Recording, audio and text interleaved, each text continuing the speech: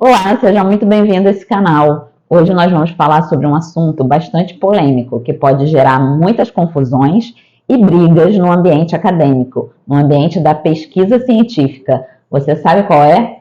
É a ordem do nome dos autores nos artigos científicos. Será que essa ordem é importante?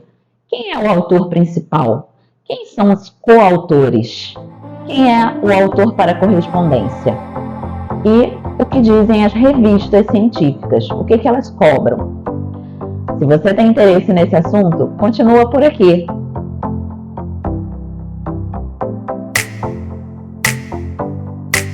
Eu sou a professora Aline Pacheco e, para quem não me conhece, eu sou médica veterinária. E eu comecei a escrever meus primeiros resumos ainda na graduação, quando eu participava de monitorias e principalmente da iniciação científica, onde a gente precisava escrever os resumos, os resultados da pesquisa que a gente estava realizando. O meu primeiro artigo científico completo eu fui escrever quando eu estava no meu mestrado. Então eu vou colocar aqui alguns artigos para vocês verem.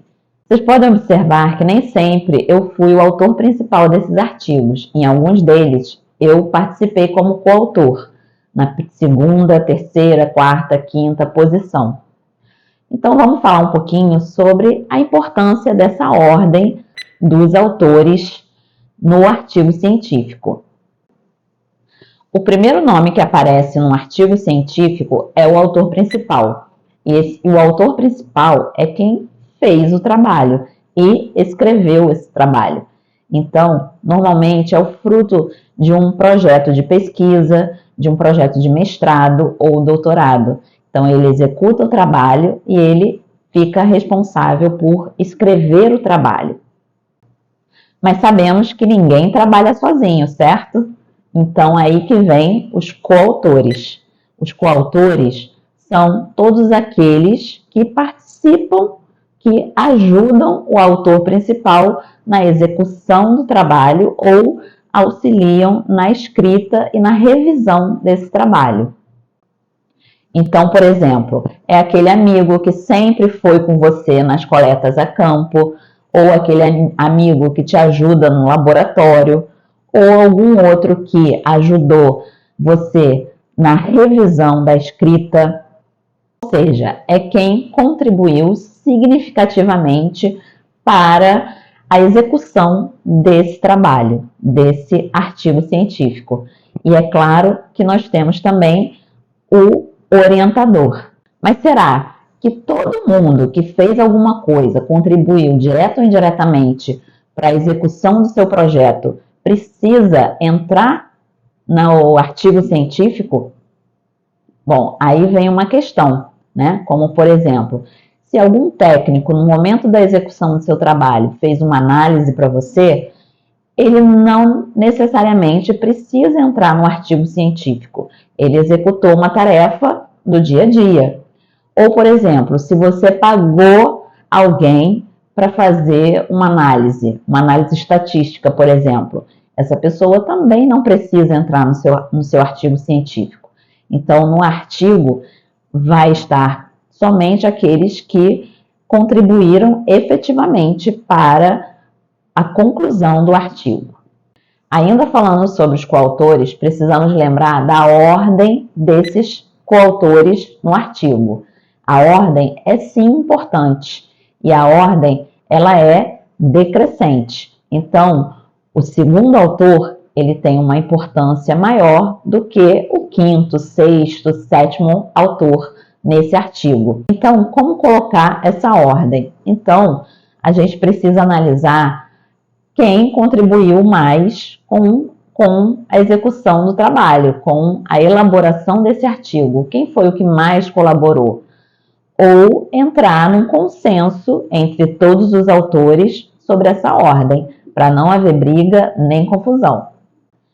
E o orientador? Onde ele aparece nessa lista do artigo científico? Bom, o orientador normalmente ocupa a última posição. Essa última posição, ela também é uma posição de destaque e significa o idealizador, a liderança do projeto de pesquisa. Outra coisa que a gente precisa falar é sobre a quantidade de coautores de um artigo científico. Bom, essa quantidade ela é determinada pela revista. Então, no momento que você escolhe a revista que você vai submeter o seu artigo, você tem que verificar quantos coautores essa revista permite. E atente-se também porque a maioria das revistas estão sendo cada vez mais exigentes e elas pedem um documento onde diz o que cada coautor fez, o que cada coautor participou efetivamente naquele projeto. Essas exigências surgiram recentemente, não tem muito tempo, e isso ocorre porque a gente sabe que alguns grupos de pesquisa, né, acabam colocando nome de coautores que não participam em nada, não contribuem em nada com o projeto. Pesquisando sobre esse assunto, a ordem dos autores nos artigos científicos, eu verifiquei que algumas revistas colocam o nome dos autores em ordem alfabética. Mas, para ser sincera, nas ciências agrárias eu não conheço nenhuma revista que faça dessa forma. Normalmente vem o autor principal, os coautores nessa lista. E existe sim a importância dessa ordem, porque, por exemplo, num concurso público ou numa prova para entrar no mestrado ou no doutorado, essa ordem é importante. Normalmente, os primeiros 3 autores, se você é o autor principal ou está entre os 3 primeiros coautores, levam uma pontuação maior. Se você está do 4º em diante, a pontuação é menor. Faltou falar aqui sobre o autor para correspondência. Quando você vai submeter o artigo, eles pedem o autor para correspondência. Esse autor para correspondência é aquele que fica responsável por submeter o artigo e receber os e-mails, como, por exemplo, uma notificação sobre se o artigo foi aceito ou não, e se ele foi aceito com modificações, é o autor para correspondência que vai receber o e-mail e fica responsável também pelas correções sugeridas pelos avaliadores do artigo. Então, o autor para correspondência normalmente fica por conta do autor principal, mas pode ser também que seja o orientador. Aí cabe uma conversa e um acordo, né, para ver quem que vai ficar como autor para correspondência. Bom, pessoal, finalizamos por aqui sobre esse assunto. Vimos que realmente ele é polêmico e que pode gerar alguma confusão, principalmente naqueles grupos de pesquisa que são muito grandes. E com essa limitação da quantidade de autores pelas revistas, isso pode gerar algumas brigas, alguns desentendimentos. Então, cabe o bom senso, a conversa, a negociação.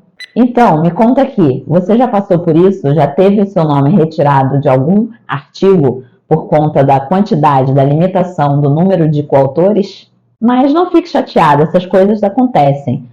Aproveita esse tempinho agora para escolher algum dos vídeos que eu vou deixar sugeridos aqui, que estão no meu canal. Um abraço, pessoal!